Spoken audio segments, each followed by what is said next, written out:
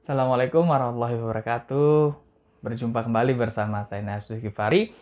Yang topik akan kita bahas ini sangat seru sekali, terutama mengapa diet Anda itu gagal. Saksikan video ini secara lengkap.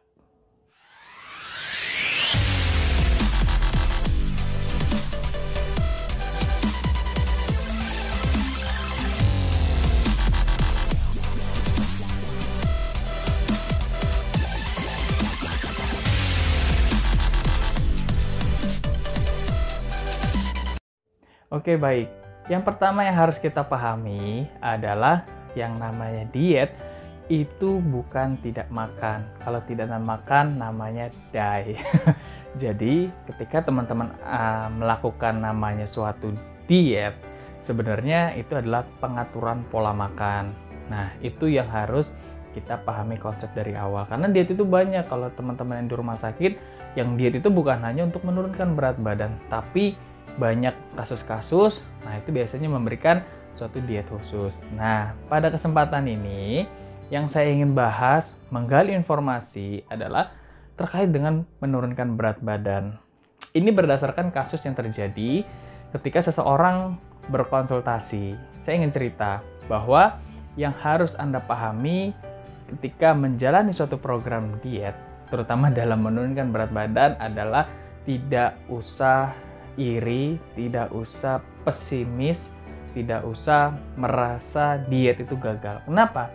Ketika Anda menjalani suatu program diet misalkan sebulan, oh si A turun 2 kilo, oh si B turun 4 kilo, oh C turun. Sedangkan dirimu hanya turun misalkan sebulan hanya 1-2 kilo. Apa yang terjadi perasaan Anda? Mungkin Anda merasa gagal dan merasa program ini sia-sia. Tidak, teman-teman.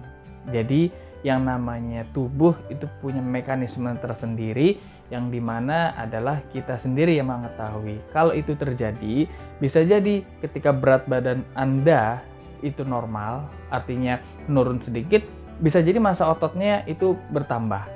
Kemudian persen lemak tubuhnya itu menurun.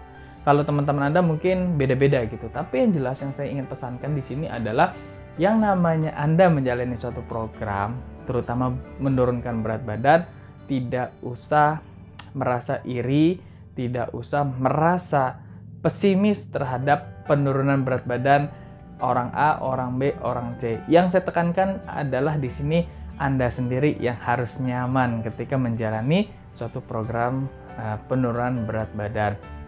Satu hal yang harus diketahui teman-teman, bahwa tubuh kita ini adalah cerdas. Kalau konsepnya sebenarnya ya makan, asupan makannya dan asupan energi yang keluar itu sebenarnya harus banyakkan energi yang keluar. Dalam hal ini makanya ketika penurunan berat badan yang kami tekankan itu adalah kombinasi antara pengaturan pola makan atau dietnya dan juga melakukan aktivitas fisiknya. Tapi ada hal yang lain yang harus teman-teman ketahui juga, bahwa pertama faktor apa aja?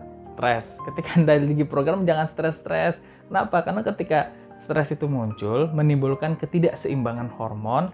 Pernah nggak sih Anda habis stres makannya jadi banyak?